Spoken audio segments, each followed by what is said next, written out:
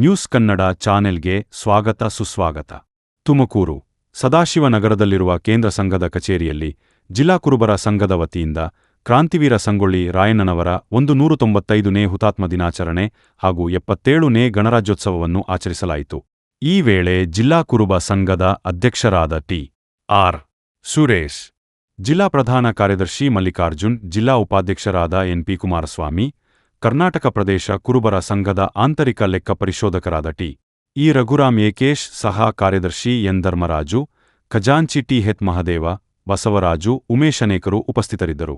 ಇಂದು ಜನವರಿ 26 ಸಂಗೊಳ್ಳಿ ರಾಯಣ್ಣನವರ 195ನೇ ಹುತಾತ್ಮ ದಿನವನ್ನು ಆಚರಿಸ್ತಾ ಇದ್ದೀವಿ ನಮ್ಮ ಕುರುಬರ ಜಿಲ್ಲಾ ಕುರುಬರ ಸಂಘದಲ್ಲಿ. ಹಾಗೂ 77ನೇ ಗಣರಾಜ್ಯೋತ್ಸವ ದಿನವನ್ನು ಸಹ ಇವತ್ತೇ ಆಚರಿಸ್ತಾ ಇದ್ದೀವಿ. ಎಲ್ಲರೂ ಬಂದಿದ್ದಾರೆ.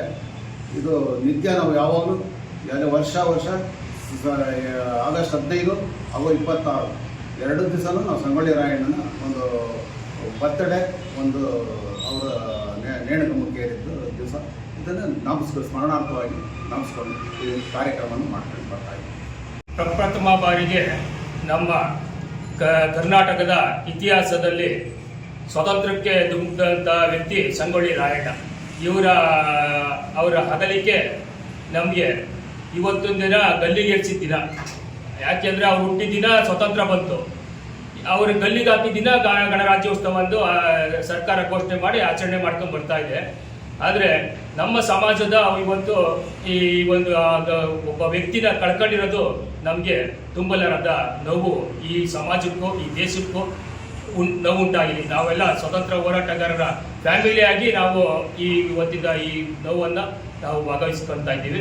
ಆದ್ದರಿಂದ ಇವತ್ತು ಗಣರಾಜ್ಯೋತ್ಸವನ ಮತ್ತು ನಮ್ಮ ಸಂಗೊಳ್ಳಿ ರಾಯಣ್ಣರ ಹುತಾತ್ಮರ ದಿನ ಇವೆರಡೂ ಸೇರಿ ಆಚರಣೆ ಮಾಡ್ಕೊಂಡು ಬರ್ತಾ ಇದ್ದೀವಿ. ಗಣರಾಜ್ಯೋತ್ಸವ ಹಾಗೂ 195ನೇ ಸಂಗೊಳ್ಳಿ ರಾಯಣ್ಣ ಹುತಾತ್ಮ ದಿನಾಚರಣೆಯನ್ನು ಒಂದು ನೋವು ಮತ್ತು ಒಂದು ನಲಿವು, ಆ ಥರ ಎರಡನ್ನೂ ಒಗ್ಗೂಡ್ಕೊಂಡು ಈ ಕಾರ್ಯಕ್ರಮವನ್ನು ಆಚರಿಸ್ತೀವಿ ನಾವು.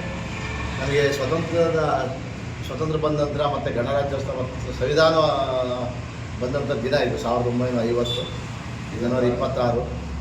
ಹಾಗೆಯೇ ಇದಕ್ಕೆ ಕಾಕತಾಳಿಯಂತೆ ಸಂಗೊಳ್ಳಿ ರಾಯಣ್ಣನ ಬ್ರಿಟಿಷರು ನೇಣುಗಂಬಕ್ಕೆ ಸ್ವಾತಂತ್ರ್ಯ ಹೋರಾಟದಂಥ ಸಂಗೊಳ್ಳಿ ರಾಯಣ್ಣ ನೇಣುಗಂಬಕ್ಕೆ ಏರಿಸಿದಂಥ ದಿನ.